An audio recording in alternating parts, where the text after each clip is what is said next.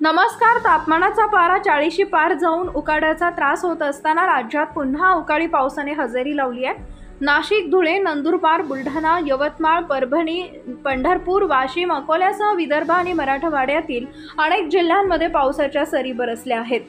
दरम्यान आता पुढील 3 ते 4 दिवस राज्यात हवामानाची अशीच परिस्थिती राहील असा अंदाज IMDने वर्तवलाय. पुढील 48 तासात मध्य महाराष्ट्र, मराठवाडा आणि विदर्भातील काही जिल्ह्यांमध्ये विजांच्या कडकडाटासह मुसळधार पावसाची शक्यता वर्तवण्यात आली आहे.